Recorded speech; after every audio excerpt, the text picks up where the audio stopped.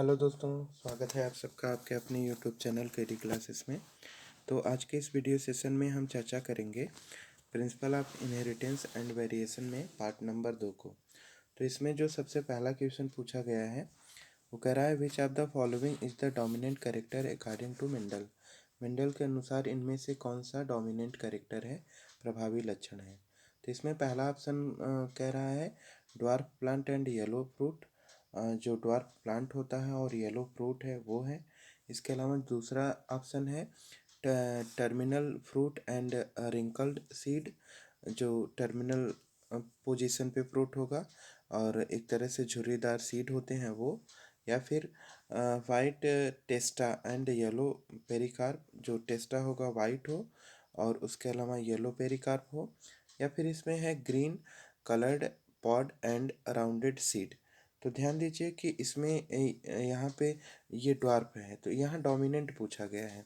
तो पहले ऑप्शन में ऑलरेडी ड्वार्फ है, तो ड्वार्फ तो रिसेसिव करेक्टर है। और यहाँ पे दूसरे में रिंकल है, तो रिंकल भी रिसेसिव करेक्टर है। तीसरे ऑप्शन में अगर हम देखेंगे तो ये वाइट टेस्टा है। इसके अलावा येलो पेरिकार्प है, ये दोनों भी ऑलरेडी क्या है, रिसेसिव करेक्टर है। लेकिन ये जो अंतिम ऑप्शन है डी वाले ऑप्शन के अंदर ग्रीन कलर डोमिनेंट है।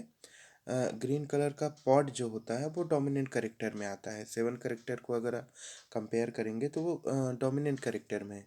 इसके अलावा ये राउंड सीड जो भी है ये भी डोमिनेंट करेक्टर है। तो इसका जो करेक्ट आंसर हो जाएगा वो ऑप्शन नंबर डी हो जाएगा। इसके अलावा अब हम देखेंगे क्वेश्चन नंबर 22 को। 22 में पूछा गया है in Mendelism the linkage was not observe due to. Mendelism में जो है वो लिंकेज को ऑब्जर्व नहीं कर सकते हैं क्योंकि इसमें क्या प्रॉब्लम होती है, ये म्यूटेशन है या इंडिपेंडेंट असार्टमेंट है, सिनेप्सिस है इसके अंदर, या फिर क्रॉसिंग ओवर हो जाता है। तो ध्यान दीजिए कि जो यहाँ पे मेंडलिज्म होता है, मेंडलिज्म के अंदर हम लिंकेज को क्लियरली ऑब्जर्व नहीं कर पाते हैं। उसकी जो वजह होती है इंडिपेंडेंट असार्टमेंट होती है। तो इंडिपेंडेंट असार्टमेंट की वजह से इसमें हम लिंकेज को प्रॉपर ऑब्जर्व नहीं कर पाते हैं। देखिए, अगर क्रॉसिंग ओवर होता है तो क्रॉसिंग ओवर की वजह से तो ऑलरेडी लिंकेज होता है, लेकिन क्रॉसिंग ओवर की प्रोसेस मेंडलिज्म में नहीं होती है। Law of dominance, law of segregation, law of independent assortment तीन ही तरह की प्रोसेस हैं इसके अंदर। तो इसमें ऐसा कुछ है नहीं कि जिससे लिंकेज को हम लोग क्लियर कर पाए। तो इसका जो करेक्ट आंसर हो जाएगा वो ऑप्शन नंबर बी है। इसके अलावा क्वेश्चन नंबर 23 है Mendel's law of heredity can be explain with the help of. कि जो मेंडल लॉ ऑफ इनहेरिटेंस है उसको हम लोग कैसे स्टडी करते हैं, किस तरह से उसका हम लोग मतलब कि किसकी सहायता से उसको हम लोग स्टडी करेंगे, माइटोसिस के थ्रू, मियोसिस के थ्रू, या माइटोसिस और मियोसिस दोनों के द्वारा, या इनमें से कोई नहीं। तो ध्यान दीजिए कि जो मेंडल लॉ ऑफ इनहेरिटेंस है, जो भी प्रोसेस है मेंडल के अंदर, उनको हम लोग खास करके अगर देखा जाए तो मियासिस की के हेल्प से मेंडल लॉ को क्लियरली उसकी हेरिडिटी को स्टडी करते हैं। क्योंकि जो सेक्सुअल रिप्रोडक्शन की प्रोसेस होती है उसके अंदर मियोसिस इम्पॉर्टेंट रोल प्ले करता है। मियोसिस में ही गैमेट का फॉर्मेशन होता है और गैमेट के थ्रू ही नई जनरेशन के अंदर क्या होता है कि जो पेरेंट के कैरेक्टर होते हैं वो ट्रांसफ़र होते हैं।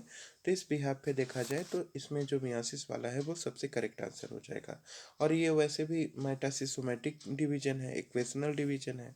तो ये मेंडल लॉ में मतलब कि इनहेरिटेंस में कोई इंपॉर्टेंट रोल प्ले नहीं करेगा, क्योंकि ये तो एक तरह से डिवीजन है केवल।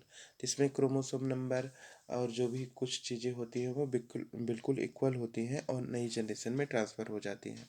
तो जो भी वेरिएशंस आते हैं वो मियासिस की वजह से होते हैं। तो इस वजह से हेरिडिटी में इम्पॉर्टेंट रोल प्ले जो करेगा वो मियासिस ही करेगा। अब यहाँ पे देखेंगे क्वेश्चन नंबर 24 को।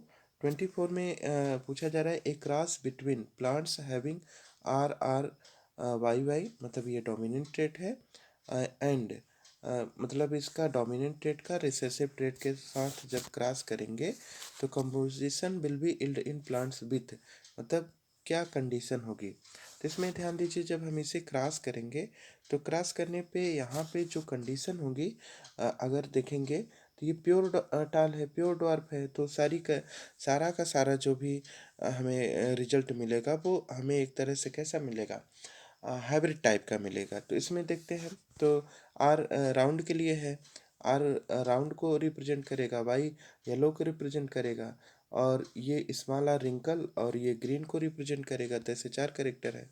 तो इस बेसिस पे राउंड एंड येलो सीड ये ज़्यादा करेक्ट आंसर हो जाएगा, पहला वाला ही। उसके बाद दूसरा में क्या है, राउंड एंड ग्रीन सीड।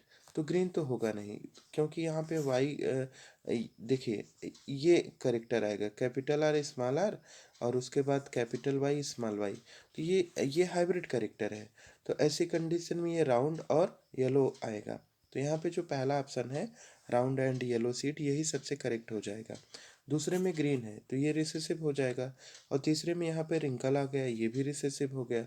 यहाँ भी देखिए रिंकल आ गया, ये भी रिसेसिव करेक्टर हो गया। तो इसका जो पहला ऑप्शन है वो सबसे करेक्ट हो जाएगा। क्वेश्चन नंबर 25 है। 25 में पूछा जा रहा है, the genotype of an individual, capital R small R capital B small B, ये हाइब्रिड करेक्टर है। यहाँ पे इसे हमें कंसीडर करना है। अब इसमें आगे करा, how many different types of gametes will be produce. अब इससे कुल कितने टाइप के गैमेट का फॉर्मेशन होगा। तो ध्यान दीजिए, ये जो कंडीशन है इसमें ये सिंपल है क्वेश्चन। ये भी इस ऐसा क्वेश्चन हम एक बार पहले कर चुके हैं। तो यहाँ पे देखिए कैपिटल आर, उसके अलावा capital R small R, capital B small B है। अब इससे गैमेट पूछा जा रहा है, तो हम डोमिनेंट को एक बार एक साथ कर देंगे और फिर ऐसे से बारी बारी से करेंगे। तो यहाँ पे देखिए सबसे पहले कैपिटल आर कैपिटल बी एक गैमेट हो जाएगा। उसके अलावा दूसरा जो गैमेट होगा वो कैपिटल आर स्मॉल बी वाला हो जाएगा। तीसरी कंडीशन में स्मॉल आर कैपिटल बी हो जाएगा, और चौथी कंडीशन में स्मॉल आर स्मॉल बी हो जाएगा। तो 4 तरह के गैमेट का फॉर्मेशन होगा। तो यहाँ पे जो ऑप्शन है 4, वो है ऑप्शन नंबर डी में। तो ये ऑप्शन नंबर डी सबसे करेक्ट हो जाएगा। क्वेश्चन नंबर 26 है। इसमें पूछा जा रहा है यहाँ पर, विच of the following heterozygous for the 2 pairs of aliens. इसमें से कौन सा जो हेट्रोजाइगस है वो 2 पेयर ऑफ एलियल के लिए रिस्पॉन्सिबिलिटी शो करेगा। तो यहाँ पे अगर हम देखेंगे 2 पेयर्स ऑफ एलियल, वो भी हेट्रोजाइगस कंडीशन के लिए, following heterozygous for 2 pairs of allele, 2 pair of allele के लिए कौन हेट्रोजाइगस कंडीशन है। तो यहाँ पे जो पहला ऑप्शन है ये क्या है, ऑलरेडी ये पूरी तरह से प्योर डोमिनेंट करेक्टर है। और यहाँ पे इसमें देखेंगे तो एक इसमें हेट्रोजाइगस है, तो दूसरा ऑलरेडी इसमें क्या है, डोमिनेंट ट्रेट है। ये पूरा पूरा रिसेसिव ट्रेट है। और इसमें अगर आप कंसीडर करेंगे तो ये capital T capital R small R, ये इसका ज़्यादा करेक्ट है। तो यहाँ पे क्वेश्चन क्या कहा था, हेट्रोजाइगस 2 पेयर ऑफ एलिल। तो यहाँ पे हेट्रोजाइगस के लिए जो कंडीशन हो जाएगी वो ऑप्शन नंबर डी हो जाएगा। ऑप्शन नंबर डी में capital R small, capital T capital R small R दोनों हैं, लेकिन यहाँ पे डोमिनेंट है, तो ये तो होमोजाइगस हो जाएगा। तो इसका ऑप्शन नंबर डी सबसे करेक्ट हो जाएगा। ऑप्शन नंबर डी, इसमें हेट्रोजाइगस पूछा गया है, तो हेट्रोजाइगस के बेसिस पे ये ऑप्शन नंबर डी सबसे करेक्ट आंसर हो जाएगा। क्वेश्चन नंबर 27 है। 27 में पूछा गया है, in Mendel's experiment nature of seed, seed coat, flower colour, position of flower, pod colour, stem height etcetera are referred to as. तो मिंडल लॉ ऑफ इनहेरिटेंस जो है उसमें ये सारे जो करेक्टर होते हैं, नेचर सीड का कोट, सीड कोट का जो नेचर होगा, फ्लावर का जो कलर होगा, उसकी पोजीशन, पॉट का कलर, या फिर स्टेम की जो हाइट होती है, ये सारे करेक्टर किस पे डिपेंड करते हैं। तो यहाँ पे पहला ऑप्शन है एलील पे डिपेंड करते हैं, तो है ऐसा होता है। इसके अलावा जो अगला ऑप्शन है जीनोटाइप पे डिपेंड करेगा, ये भी बात होती है। लेकिन जो यहाँ पे फिनोटाइप करेक्टर दिया है ये सबसे ज़्यादा करेक्ट है, क्योंकि ऑलरेडी ये सारे मार्फोलॉजिकल करेक्टर हैं, और मार्फोलॉजिकल करेक्टर किस में आ जाते हैं, फिनोटिपिक करेक्टर में आएंगे। तो इसका ऑप्शन नंबर सी सबसे करेक्ट हो जाएगा। इसके बाद क्वेश्चन नंबर 28 है। 28 में पूछा जा रहा है, a cross between homozygous, homozygous recessive, homozygous recessive and heterozygous plant. तो हेट्रोजाइगस, अब यहाँ पे देखिए होमोजाइगस है, तो जैसे मान लीजिए मैंने ले लिया स्मॉल टी, ये होमोजाइगस हो गया, ये रिसेसिव भी हो गया। और हेट्रोजाइगस कहाँ है, अब यहाँ डोमिनेंट होता तो ऑलरेडी वो होमोजाइगस होता, तो हेटेरोजाइगस बोल रहा है, तो इसका मतलब यहाँ पे कंडीशन हो जाएगी कैपिटल टी स्मॉल टी। अगर इन दोनों के बीच में हम क्रॉस करेंगे तो क्या रिजल्ट आएगा, इसे क्या बोलेंगे, टेस्ट बोलेंगे कि बैक बोलेंगे, क्या बोलेंगे। तो यहाँ पे अगर हम देखेंगे तो ये जो कंडीशन होगी वो मोनो हाइब्रिड क्रॉस होगी, तो ऐसा नहीं है, इसे मोनो हाइब्रिड नहीं बोलेंगे। इसके अलावा यहाँ पे दूसरी कंडीशन है डाई हाइब्रिड क्रॉस की, और तीसरी कंडीशन है यहाँ टेस्ट क्रॉस की, और उसके बाद बैक क्रॉस की। तो यहाँ पे ध्यान देंगे कि हमें क्रॉस कराना है, इस रिसेसिव करेक्टर को हाइब्रिड करेक्टर के साथ क्रॉस करना है, तो इसे टेस्ट क्रॉस कहते हैं। इसे क्या नाम देते हैं, टेस्ट क्रॉस। तो इसका ऑप्शन नंबर जो सी होगा वो सबसे करेक्ट हो जाएगा, टेस्ट क्रॉस। इसके बाद नेक्स्ट है 29 नंबर का क्वेश्चन है। इसमें पूछा गया cross between F1 plant and recessive female plant called. तो F1 प्लांट और जो F1 प्लांट होगा, उसके अलावा रिसेसिव फीमेल प्लांट होगा, इन दोनों के बीच का जो क्रॉस होगा उसे हम लोग क्या नाम देंगे, तो उसे हम लोग बैक क्रॉस कहेंगे, टेस्ट क्रॉस कहेंगे, उसे हम आउट क्रॉस कहेंगे, या फिर म्यूटेशन कहेंगे। तो यहाँ पे ध्यान देंगे कि F1 प्लांट जो F1 जनरेशन का प्लांट है और रिसेसिव फीमेल है, तो F1 जनरेशन के जो भी क्रॉस F1 में अब डिपेंड करेंगे कि F1 में वो कौन सा करेक्टर है, प्योर डोमिनेंट है, प्योर रिसेसिव है, क्या है, जिस भी तरह का है। तो F1 जनरेशन के प्लांट को अगर रिसेसिव फीमेल के साथ अगर क्रॉस करेंगे तो ये जो कंडीशन होती है तब इसे म्यूटेशन कहा जाएगा, क्योंकि यहाँ पे कुछ नए करेक्टर डेवलप होंगे, वो सडनली डेवलप होंगे, तो ये करेक्टर ऑलरेडी क्या कहे जाएंगे, म्यूटेशन कहे जाएंगे। इसके अलावा क्वेश्चन नंबर 30 है। 30 में पूछा गया है इन F2 generation A phenotypic ratio, F2 generation का फिनोटिपिक रेशियो 1:1:1:1 एक्सहिबिट। तो इस ये क्या है, अब ये अगर ये रेशियो है तो इस मतलब कि फिनोटिपिक रेशियो को हम लोग क्या बोलेंगे, ये बैक क्रॉस होगा, ये मोनोहाइब्रिड क्रॉस होगा, ये लेथिलिटी होगी, या फिर ये डाई हाइब्रिड क्रॉस होगा। तो ध्यान देंगे कि F2 जनरेशन है, तो F2 जनरेशन का जो फिनोटिपिक रेशियो है वो ऐसा डाई हाइब्रिड क्रॉस के अंदर आएगा, क्योंकि जो मोनोहाइब्रिड क्रॉस होगा, मोनोहाइब्रिड क्रॉस का जो भी रेशियो होता है वो जनरली यहाँ पे फिनोटिपिक भी कहा है, तो फिनोटिपिक जो रेशियो होगा वो जनरली दो नंबर में आता है। तो यहाँ पे आप देखेंगे जैसे 1 और 2 के नंबर में तो दो ही नंबर में आ रहा है, जबकि जो फिनोटिपिक रेशियो अगर दो से ज़्यादा में आता है तो ऑलरेडी वो डाई हाइब्रिड क्लास में चला जाएगा। इसके अलावा क्वेश्चन नंबर 31 में देखेंगे which of the following depicts the Mendel's dihybrid ratio, इनमें से कौन सा मेंडल डाई हाइब्रिड रेशियो को मतलब कि एक्सप्लेन कर रहा है। तो मेंडल का जो डाई हाइब्रिड रेशियो है, डाई हाइब्रिड रेशियो ये देखिए मोनो हाइब्रिड है, ये वाला डाई हाइब्रिड है, इसके अलावा ये मोनो हाइब्रिड हो जाएगा, ये भी मोनो हाइब्रिड हो जाएगा। तो इसमें ये जो ऑप्शन नंबर बी है ये डाई हाइब्रिड रेशियो हो जाएगा, क्योंकि यहाँ पे देखिए ये 4 के पेयर में है, ठीक है, जबकि ये तीनों क्या है, ऑलरेडी सिंगल है, तो बिल्कुल ऊपर वाले के जैसा था ये भी। इसके अलावा 32 है in dihybrid cross out of 16 plant obtaining. तो ऑब्टेन मतलब डाई हाइब्रिड क्लास के अंदर टोटल 16 प्लांट ऑब्टेंड होते हैं, the number of genotype will be, जो इसमें जीनोटाइप का नंबर होगा वो कितना हो जाएगा। तो जीनोटाइप का जो नंबर होगा इसमें अगर हम देखेंगे तो ये 4 होगा, इसके अलावा ये 9 होगा, 16 होगा, या फिर 12 होगा। तो यहाँ पे ध्यान दीजिए डाई हाइब्रिड क्लास है, तो डाई हाइब्रिड क्लास में जो प्लांट होते हैं वो टोटल कितने ऑब्टेंड होते हैं।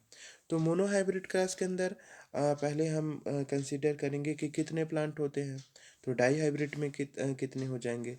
तो मोनो हाइब्रिड क्लास में जब हम कैपिटल टी और स्मॉल टी को, मान लीजिए ये मोनो हाइब्रिड क्लास है, इसको जब क्रॉस करते हैं तो F1 जनरेशन में टोटल 4 प्लांट ऑब्टेंड होते हैं, ठीक है, तो ये मोनो हाइब्रिड हो गया। अब डाई हाइब्रिड पूछा गया है तो 4 में 4 से मल्टीप्लाई कर देंगे, क्योंकि इसी का जस्ट डबल होगा, तो टोटल जो होंगे वो 16 प्लांट हमें ऑब्टेंड होने चाहिए, ठीक है। तो जो टोटल प्लांट का नंबर हो जाएगा वो 16 होना चाहिए।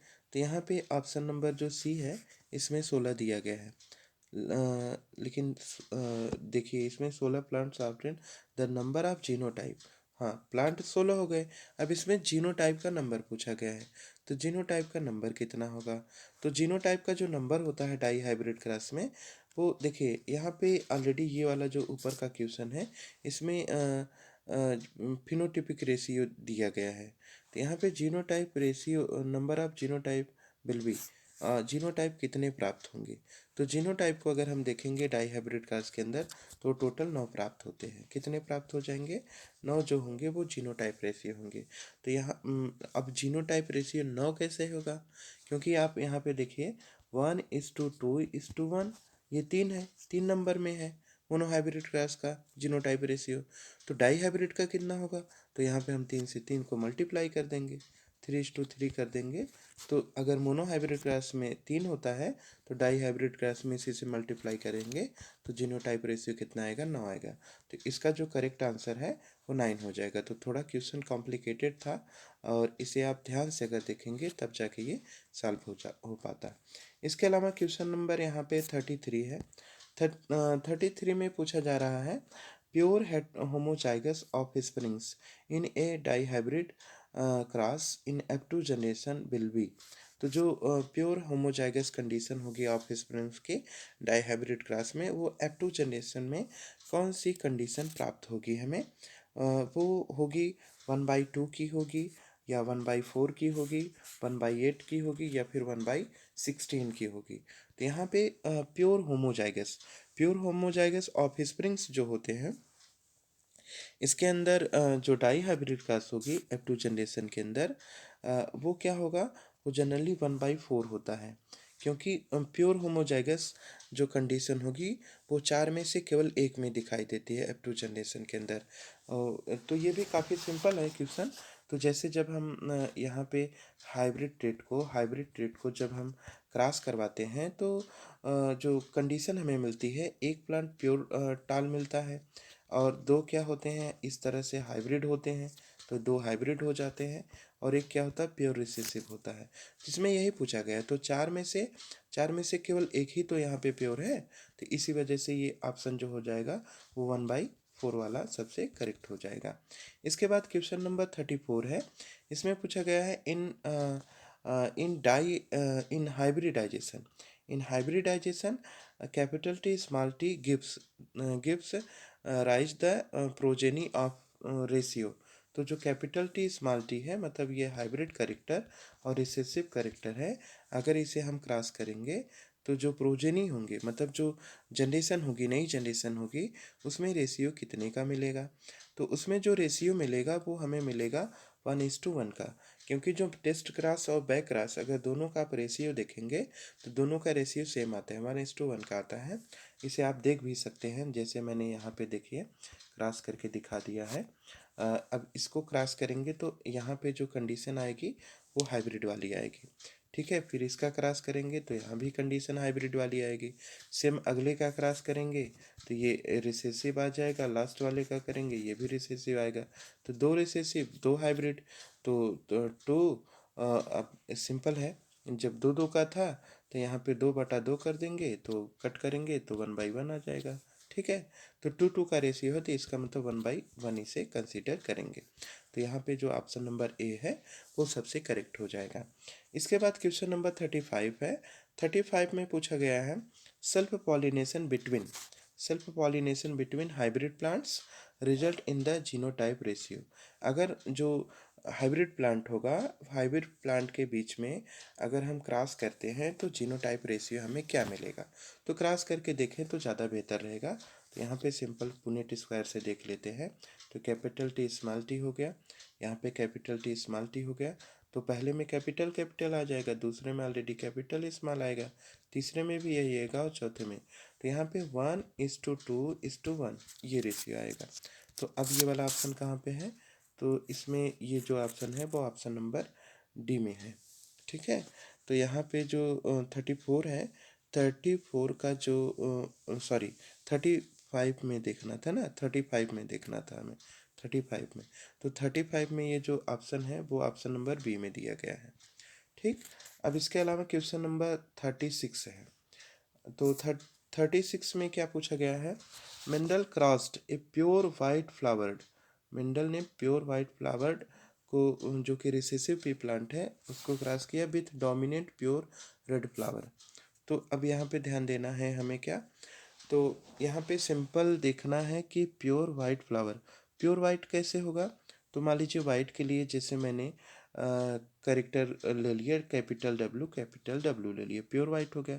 Pure white coloured recessive P, तो ये रिसेसिव का है, प्योर वाइट है और रिसेसिव है, तो इसका मतलब स्मॉल डब्ल्यू से रिप्रेजेंट करेंगे इसे ना, क्योंकि ये प्योर रिसेसिव है। तो प्योर रिसेसिव, अब इसका डोमिनेंट प्योर रेड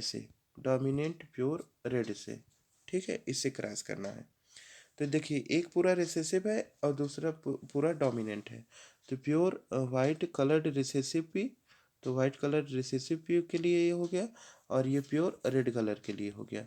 अब इनका क्रॉस करना है, तो इनके क्रॉस करने पे रिजल्ट क्या होगा, 50% white flower and 50% red flower. तो 50-50 का रेशियो आएगा, नहीं ऐसा नहीं होगा, ऑलरेडी अपन जनरेशन के अंदर हाइब्रिड करेक्टर मिलेगा, तो जो डोमिनेंट है वो मिलना चाहिए, ठीक है। इसके अलावा अगला है जो ऑप्शन है वो है ऑल रेड फ्लावर प्लांट्स, तो ये सही है, क्योंकि जब हम प्योर टाल का और क्रॉस कराए थे यहाँ पे, प्योर टाल का अगर आप क्रॉस करेंगे प्योर ड्वार्फ के साथ, तो ऑलरेडी F1 जनरेशन के अंदर सब हाइब्रिड मिलते हैं, तो एक तरफ से सब हाइब्रिड मिलेंगे, तो इसका जो ऑप्शन नंबर बी होगा वो सबसे करेक्ट आंसर हो जाएगा। इसके बाद क्वेश्चन नंबर 37 है, बाकी ऑप्शन को देखने की जरूरत ही नहीं है। क्वेश्चन नंबर 37 है, 37 में पूछा गया है if a dihybrid cross, अगर एक डाई हाइब्रिड क्रॉस हो, Mendel had used such character which have linked, he would be faced difficulty in explaining the result of basis of his. तो अगर मान लीजिए डाई हाइब्रिड क्लास है, तो Mendel जो है, मेंडल ने जो भी करेक्टर उसके अंदर यूज किए हैं, लिंक्ड करेक्टर जो भी यूज किए गए हैं, उनके बेसिस पे उन्हें मतलब कोई प्रॉब्लम हो रही है उसके रिजल्ट को एक्सप्लेन करने में, तो उसकी वजह क्या है, मतलब वो खास करके क्या है। तो लॉ ऑफ सिग्रीगेशन होगा। तो देखिए डाई हाइब्रिड क्लास में लॉ ऑफ सिग्रीगेशन तो होता नहीं है।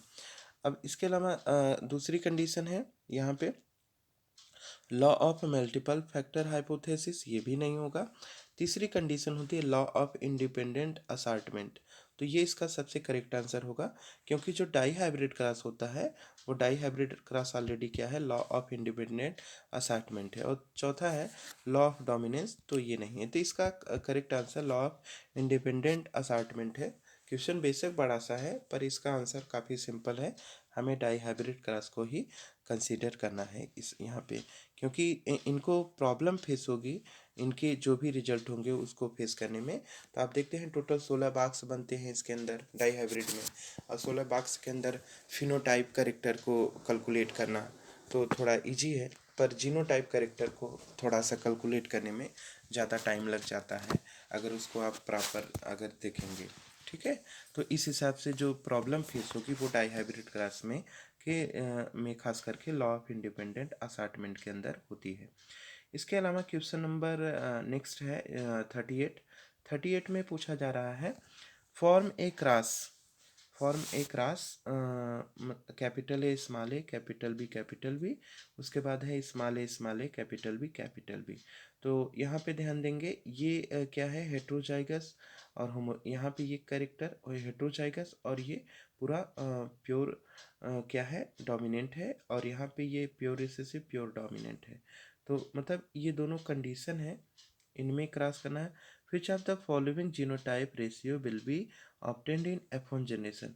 तो इन दोनों के बीच में अगर हम क्रॉस करेंगे तो क्रॉस करने पे हमें कौन सी रेशियो मिलेगी F1 जनरेशन के अंदर, तो बेहतर होगा कि आप क्रॉस करके इनका रेशियो निकालें तो ज़्यादा अच्छा रहेगा। तो यहाँ पे हम पुनेट स्क्वायर मेथड यूज कर लेंगे। अब एक साइड हमने कैपिटल ए लिख दिया, दूसरे साइड हमने स्मॉल ए लिख दिया। यहाँ पे मैंने अब इसमें कंडीशन क्या है कि हमें पहले तो इसका गैमेट का फॉर्मेशन करना होगा। तो जो गैमेट का फॉर्मेशन करेंगे तो इसमें टोटल 16 बॉक्स यूज करेंगे। तो ये थोड़ा सा लंबा हो जाएगा, 16 बाक्स यूज करेंगे। अब जब 16 बाक्स यूज करेंगे तो उस बेसिस पे इसका क्रॉस करके इसका हमें क्या निकालना है, इसका genotype ratio will be obtained. तो इसका जीनोटाइप रेशियो हमें निकालना है। तो अगर इसका जीनोटाइप रेशियो निकालेंगे टोटल क्रॉस करने के बाद, तो इसका जो जीनोटाइप रेशियो आएगा 38 का, वो पहला ऑप्शन इसमें सही होगा, वो 1A। और उसके अलावा सेम यहाँ पे ध्यान दीजिए, जो जीनोटाइप इसका रेशियो होगा वो पहले ऑप्शन में ही यहाँ पे दिया गया है, यही इसका जीनोटाइप रेशियो हो जाएगा। ठीक है, तो पहला ऑप्शन 38 का जो पहला ऑप्शन है वो सबसे करेक्ट हो जाएगा। अब यहाँ पे देखिए ध्यान से कि genotype ratio will be obtained in F1 की बात कर रहा है। F1 जनरेशन में ही इसका रेशियो पूछा गया है। तो F1 जनरेशन के अंदर जो रेशियो होगा वो सेम होगा, क्योंकि F1 जनरेशन में यहाँ पे ये डोमिनेंट कैरेक्टर है और ये रिसेसिव कैरेक्टर है। ठीक है, तो ये पूरी तरह से रिसेसिव हो, डोमिनेंट का काम करेगा तो ये रिसेसिव का काम करेगा। जबकि यहाँ पे जो कैपिटल बी दोनों के अंदर है, तो कैपिटल बी को तो हमें कंसीडर नहीं करना है। तो एक इसका और सिंपल ट्रिक है, इसे आप सॉल्व कर सकते हैं, वही है कंडीशन। आप कैपिटल बी को कंसीडर न करके केवल कैपिटल ए स्मॉल ए को कंसीडर करिए, यहाँ स्मॉल ए को कंसीडर करिए। तो पहले ऑप्शन में ऑलरेडी ये आएगा कैपिटल ए स्मॉल ए, दूसरे में स्मॉल आ जाएगा, तीसरे में कैपिटल स्मॉल आ जाएगा और यहाँ पे स्मॉल है। तो 1:1 का रेशियो आ रहा है ना, तो इसके बेसिस पे हाइब्रिड। तो यहाँ पे ध्यान दीजिए यही सेम है 1:1 का रेशियो, तो ये सही है। तो ये थोड़ा सा ट्रिकी बेसिस हो गया, बाकी और यही इसका सबसे सिंपल मेथड है। बाकी मेथड से अगर आप सॉल्व करेंगे तो केवल टाइम आपका ज़्यादा जाएगा। इसके बाद हम नेक्स्ट क्वेश्चन नंबर 39 को डिस्कस करेंगे और इसमें पूछा जा रहा है a farmer crossed A walnut comb chicken. एक किसान है, वॉलनट कॉम्ब जो चिकन है इसको single comb one obtained all of walnut comb chicken in F1। इसके अलावा the genotype of the parent was. तो इस एक पेरेंट है, मतलब एक फार्मर है, फार्मर ने क्या किया जनरली कि यहाँ पे जो क्रॉस किया वालनट चिकन, मतलब क्रॉस किया इन्होंने walnut chicken with a single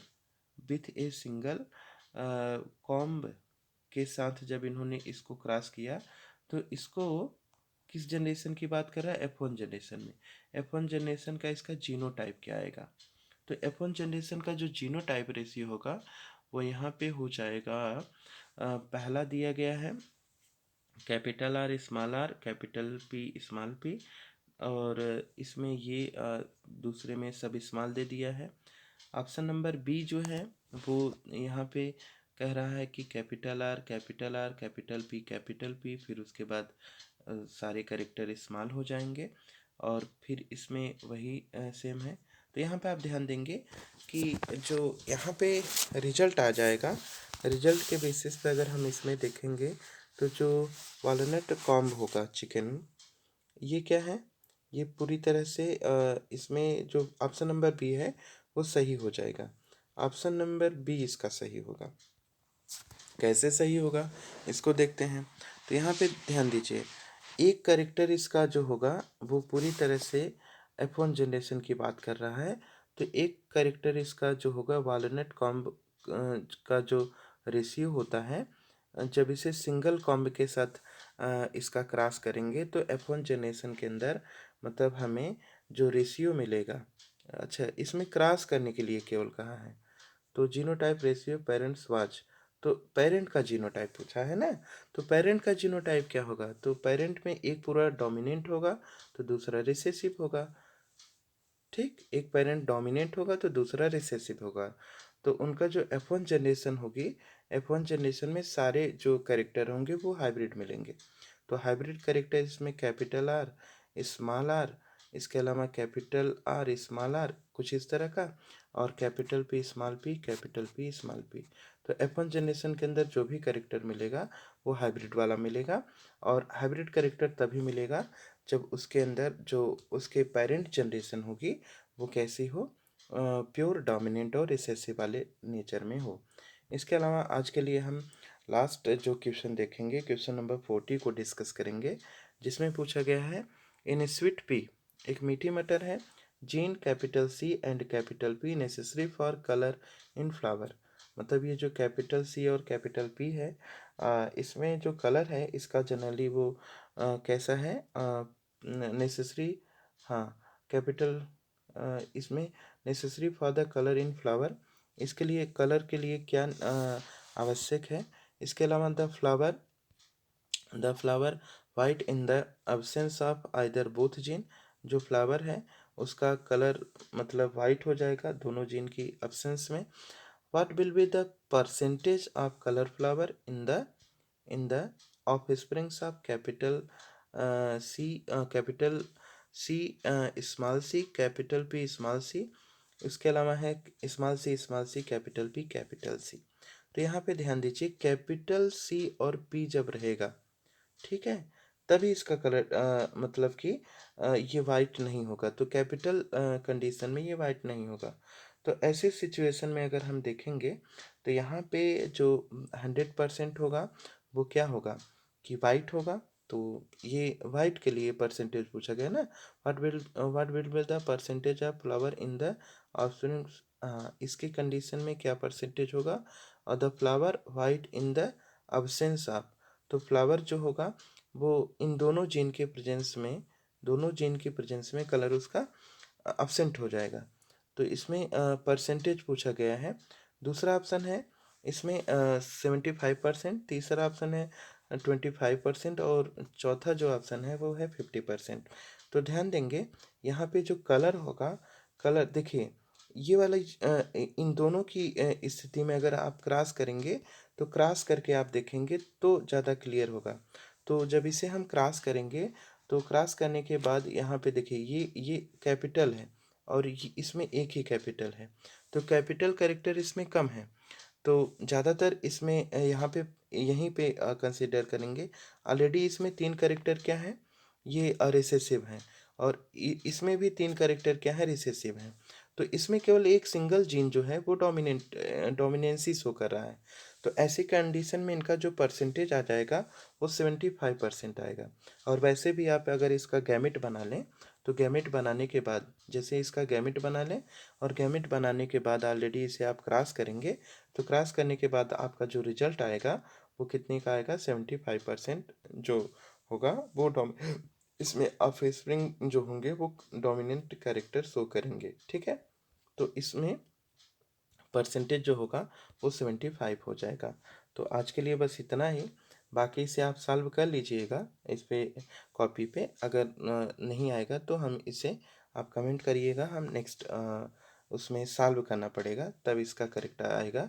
तो मैंने वैसे ही डायरेक्टली बता दिया कि इसमें ऑलरेडी 1% जैसे आप मान लीजिए इसमें टोटल 4 कैरेक्टर हैं, 4 में से 3 कैरेक्टर रिसेसिव हैं, इसमें भी 4 में से 3 रिसेसिव हैं।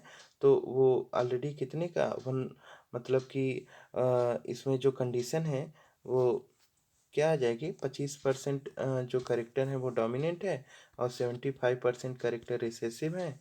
तो जो क्रॉस करेंगे, क्रॉस करने के बाद आपका जो ऑफिस का जो भी करेक्टर आएगा वो ऑलरेडी 75 आएगा। ठीक, धन्यवाद। आज के लिए बस इतना ही। बाकी हम नेक्स्ट में आगे का क्वेश्चन डिस्कस करेंगे।